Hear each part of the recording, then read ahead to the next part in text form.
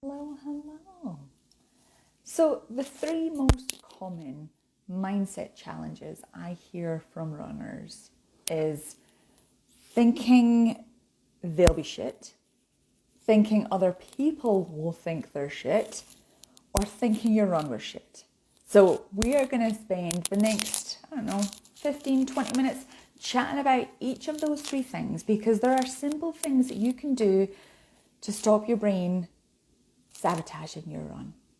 So before we get started, if you are new around here, my name is Gillian or Coach G. I am a badass running coach that helps my clients get from where they are today to achieving their goals. I focus on nutrition and mindset as well as the running component. And yeah, I believe so strongly in my clients' goals that I help them believe in themselves. And over the course of the month, I am doing IG Lives Monday to Thursday to set you up for success this year. This is your year that you're going to run strong. And when I say run strong, I'm not only talking physically, but mentally as well. So 4 days a week, I'll be doing IG Lives either by myself or with an expert in their field who will come on and chat to us about things that we can do to either prevent injuries or help if you have injuries or get your body or your mind mentally or physically strong. So let's dive in. Today we are chatting about the strong mind. And as I said in the intro, those are the three main challenges that I often hear from runners. So thinking you'll be shit, thinking other people will think you're shit, or thinking your run was shit. So let me give you some examples of these. Do you ever put your gear on and procrastinate? Maybe get some laundry on, maybe you do some dishes, and it's an hour or two later, you've still got your running gear on and you haven't been out for your run yet. Yep, totally common. Maybe you're going to go for your run, but you opt out of running outside for fear of being seen. So you head to the treadmill in your basement. And being fearful of being seen, this could be your physical appearance or the pace or how you're running. So that can kind of cover a few different things. So running inside rather than running outside for fear of being seen. What about you've gone out for your run and afterwards you just feel a little bit flat? Whether that was the time wasn't what you were after or the distance was a little bit harder than you thought it would be, or just feeling flat, just not loving what you just did. Maybe there's an element of frustration, kind of linked to the last one, but a frustration that you're not going to achieve your running goals, or a frustration with yourself because you're not fast enough, able to run long enough, whatever it is, but there's a frustration there about your goal. And maybe that frustration in a way has you kind of pulling back from it because it's no longer fun or enjoyable, or maybe running has become a bit of a tick box exercise and the fun, the enjoyment, the love of running has gone. All of those examples is your mind. Is your mind sabotaging you when in actual fact there's probably a lot of things there that we can easily pick apart and get you feeling really, really good. Sorry, I'm going to take a wee sip. I'm still not feeling great and I find my throat gets scratchy really quickly. Especially when I'm talking. So, like I said, this is your brain sabotaging you. I like to call it your trickster brain. But what we need to do is just politely, kindly say, shh, I've got this, brain, because you do have this. Now is the time to stop listening to your brain, start listening to your heart. So let's dive into each of those three mindset challenges. So thinking you'll be shit. Pretty common one, I'm not going to lie. But let's take some time to kind of figure out what's your brain telling you. Why is it telling you that you're going to be shit? What's happening there? Is it that your brain's telling you that the run is going to be too hard? Whether that is distance, whether that is pace, whether that is the run type, whether that is just hard. If it's feeling hard, why is your brain, or if you think it's going to be hard, why? Why do you think it's going to be hard? What about that it's going to be that you're going to be slow? Whatever the frig slow means. There is no slow-o-meter, but I hear it all the time from runners that, oh, I'm a slow runner. Oh, my paces are slow. What does it matter? Your pace is your pace.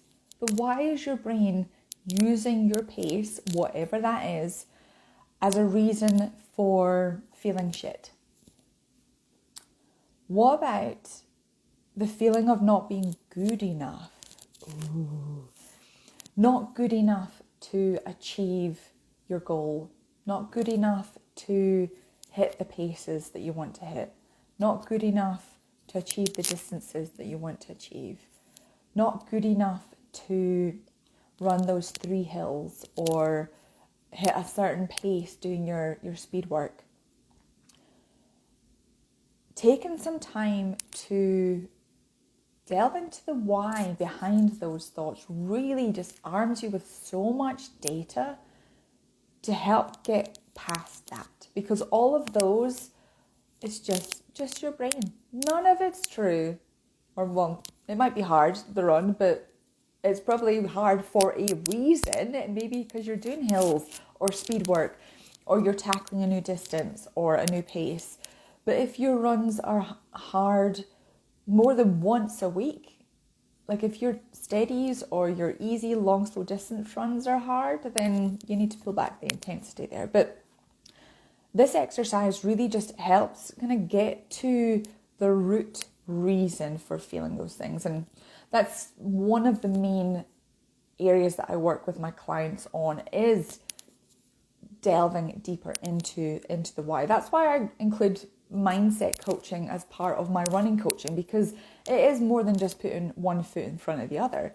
The data could say that the run was fantastic, but how did the runner feel? What were they thinking pre, during and post run? So yeah, dive deep into some of those. If you are thinking that other people will think that you are shit, oh, no one gives a shit about what you are doing. Nobody. I do hear this a lot. Runners being fearful that others will judge them, whether that's judging their body, judging their speed, judging their form, judging their goals, judging. What other people may think about you is none of your business. None. And I can guarantee you that they're just thoughts in your head, and very unlikely that a stranger on the street is looking at you whilst you're out running and judging you, whether in their head or out loud. Because everybody's just wrapped up in their own thoughts, in their own world. Even if they're looking at you, who's to say that they've got negative thoughts towards you? Who's to say it's not positive? One of my most shared posts on Instagram is the 5 things to think about 5 things not to care about whilst you're running. What other people think, what other people think, what other people think, what other people think, what other people think. It's none of your business. And I know it's easy for me to sit here and say, nobody cares what you're doing. But inside your head, you're like, no, they are. Let me tell you a quick story. It was probably like, 5-6 months ago now. And I was out running in my neighbourhood with a new Lululemon tank top that I had. And I, along with a lot of people, have put weight on over the last couple of years. I've also had some health challenges. So I am bigger now than I was a year, 2, 3, 5 years ago. So the top that I had on was my usual size, but it was a little bit on the snug side. So I was very conscious of my stomach area. So I was out running and turned a corner, and this older lady looked at what I thought was my stomach area. And instantly I felt like my hand went to my stomach, almost to kind of hide my rolls. And really quickly, I was like, no. I could really easily spiral from that point onwards, thinking, oh my God, she's disgusted by how I look. She's judging me for wearing such a tight top. I could have easily let my brain spiral, but instead I really quickly stopped myself and thought, it's none of my business. Whatever she may or may not be thinking about me right now, it's none of my business. And as I kind of ruminated over this over the next little while of my run, I then started thinking, maybe she's liked the top that I was wearing and was just taking a mental note of it. It's a really nice sage colour. Maybe she was not looking at my stomach, but looking at me running and wishing that she was running. Maybe she didn't have the confidence to wear a tank top and was admiring the fact that I did. Maybe she was looking at me and had zero thoughts about what I looked like, what I was doing. She could have just been wrapped up in her own world. But to me, in that minute, I thought she was looking at me and judging me. So I know it's so easy for me to sit here, especially if you've got years and years of thinking this way. It's so easy, or it's not easy to necessarily just kind of switch that off, but just every single time doing something for you that brings you joy and not caring about other people's thoughts. My 2 cents worth.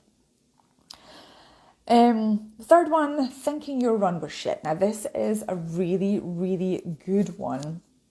Kind of similar questions to ask yourself that we kind of talked about in terms of thinking you'll be shit.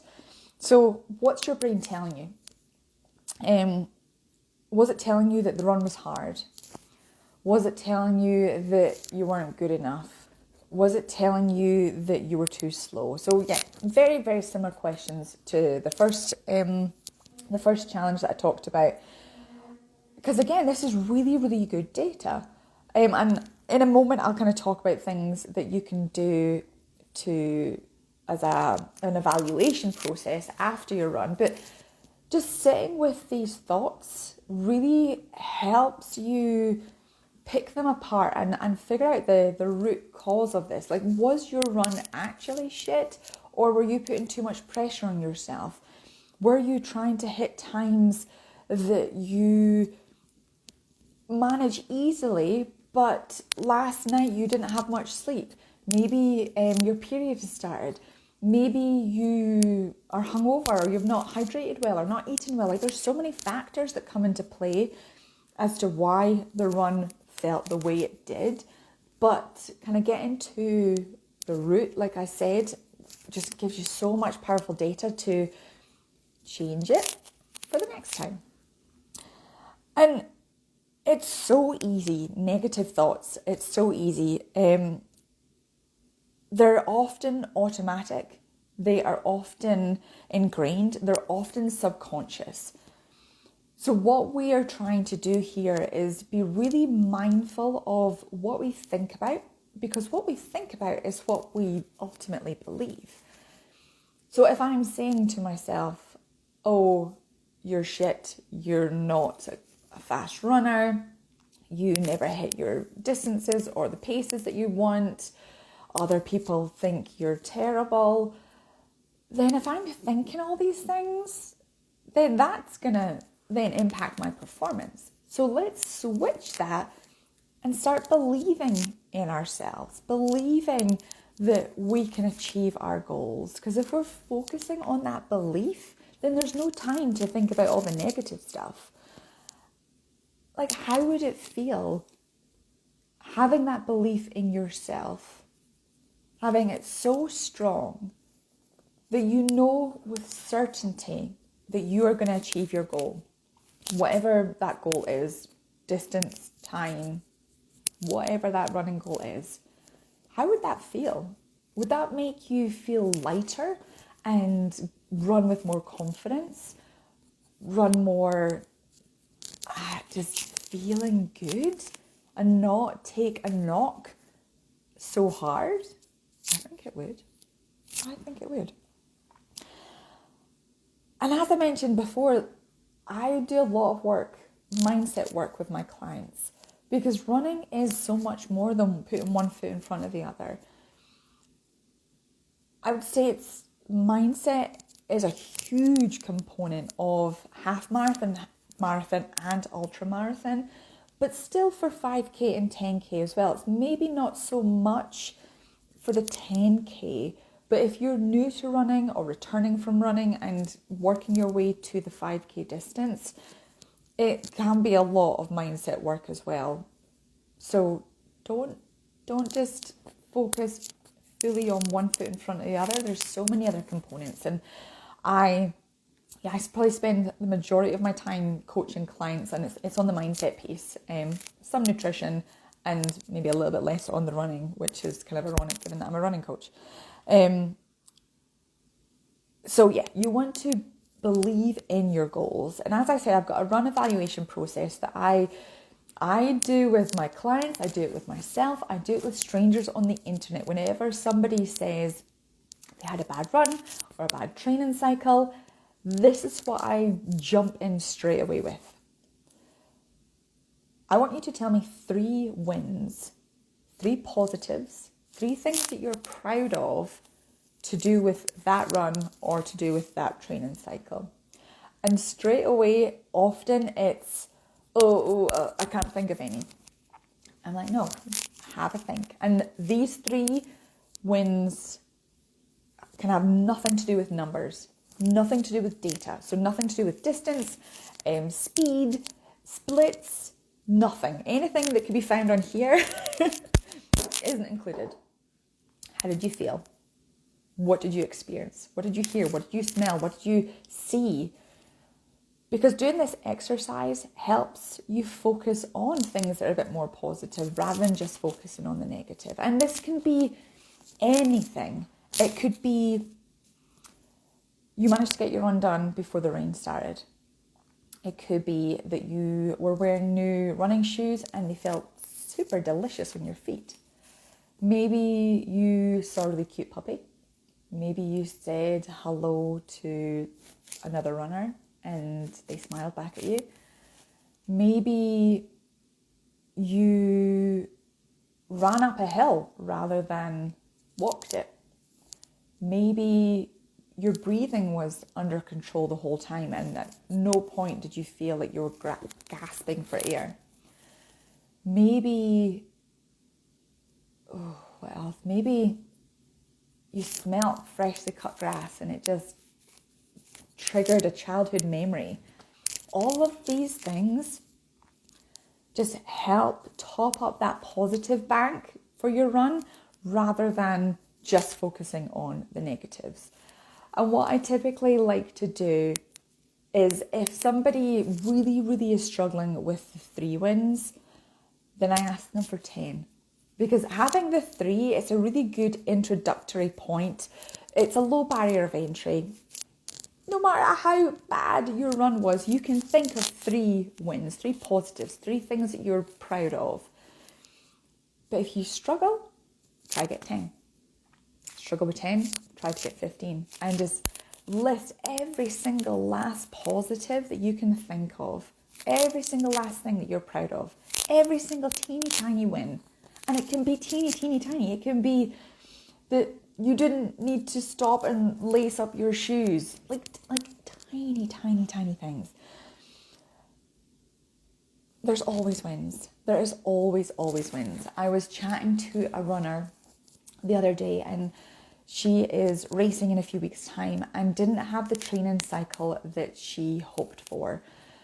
She was saying that she hadn't done long enough runs, that she hadn't committed to the training plan. There was quite a few days that she wasn't able to go out and run, that she didn't do strength training, and there was just all these negative thoughts around the training cycle. And I don't know her. All that I knew was the few sentences the few things that she'd told me in terms of the training cycle. And just listening to her for a few moments, I was able to come up with 5 wins. And this was a stranger that I don't know what their training plan looked like. I don't know what their paces were like. I don't know where they ran. I don't know anything. I was able to list off at least 5 things. And it helped her then see that, oh yes, that's true. Like things like she managed to get in a 11-mile long run and it was great. That she persevered. That she was able to carve out time throughout the week to run whatever runs or distances those were. That she was able to run 15 months postpartum and get to the point of being able to train for this half marathon. So if you're ever struggling with where are the positives, just try to take a step back and look at your run, look at your training cycle, or look at anything and come up with some wins. Start off big, get smaller. Start off small, get big. So that is one of the kind of key mindset tools or evaluation processes that I like to use. The other one is, rather than focusing on I'm shit, people will think I'm shit, or the run was shit, focus on your why. So finding your why is an exercise that I like to do with my clients to really get to the root of why this goal is important to them, why running is important to them, why this goal right now is the perfect thing for them. And in doing this exercise, it's not necessarily something that you have to share with anybody, but I do recommend taking the time to really dive deep into a personal why that is really strong for you. So a why like, I want to run this half marathon to get fit. Okay. But why running? Why this half marathon? You could do any other sports, any other distances, and still get fit. Why this? So maybe it's, I want to run this half marathon to get fit, to feel mentally and physically strong, to prove to myself that I can commit and achieve a goal so much stronger. Maybe it's, I want to train for a 5K race, so I'm not out of breath when I'm running around the park with my children. Really strong. Having that strong personal why helps you get rid of a lot of the noise and just focus on your why. So whenever your brain has been a trickster and is getting in the way of you going out and enjoying your run, remember why you're doing this, why this is important to you, why getting out for your run now is the most important thing, and the laundry and the dishes and replying to that email can wait until after you've done your run. Remember your why. And if you are interested, send me a DM and I can send you the Finding Your Why workbook that I have available for my clients and for anybody that takes any of my courses. It has a few prompts in it that helps you really kind of get to, like I said, that personal strong why. And once you have done that, if you want, you can more than welcome to send it to me and I can have a look at it and see if there's any opportunities to make it that little bit stronger, or just kind of dive a little bit deeper, because having a really strong why will get you out of bed when it's raining outside and get you outside running. Having that strong why will keep you going when it perhaps feels mentally or physically challenging. It's the key to achieving your goals. It's the key to believing in yourself, because you can do this. 100% you can do this. And yeah, that is pretty much it. So, like I said, the top 3 common mindset challenges: thinking you'll be shit, thinking people will think you're shit, or thinking your run was shit. Remember, you are what you believe. So get rid of those thoughts. Believe that you can achieve this goal and go out and do it. And like I said, this is one of the key areas that I work with my clients. I guarantee that having fun and enjoying the process helps the mind so much more. And I often see my clients getting results that have nothing to do with distance and speed a lot of the time. When you're building your confidence in running and working towards your goal, it just has this kind of knock-on effect into your life, into work. And I love being a witness to this change and the shift in the mindset and the belief. I help my clients keep going when their brain says no, keep them on track for their goals. When they kind of wobble a little or feel frustrated, I kind of remind them about their why, and I remind them that they can do this. And yeah, like I said, often I see my clients get wins out with of the runs, out with their running goals, because they are going out and feeling like a cheetah. And that energy just bursts on through, and it just, oh, I love it, I love it, love it. So if you are frustrated in any of these mindset challenges and you try the run evaluation process, you've maybe done your finding your why exercise and you're still finding that your brain is sabotaging you, then send me a DM. Let's get you feeling mentally strong for achieving your running goals. Let's jump on a call and I can have a wee look and see what tweaks can be made to get you feeling amazing. So that is running strong with a strong mindset. Yesterday, what did I talk about yesterday? Yesterday was shin splints. So if you have currently are experiencing shin splints, or have in the past, or you want to just make sure that you don't get shin splints, then go watch that video, because I give a lot of hints and tips for injury prevention, but then also coming back stronger. And tomorrow we've got Susan. Susan is a fantastic physiotherapist, and she also does Pilates. So we are going to be chatting specifically about Pilates and how incorporating them into your routine as cross training can really help with muscle imbalances and get you physically strong and mentally strong to tackle your running goals. So that one is super exciting. I can't actually remember off the top of my head. What time it is, but I will put a post up on my grid to let you know. But thank you so much for joining me today, and I hope this was helpful. Take care. Bye.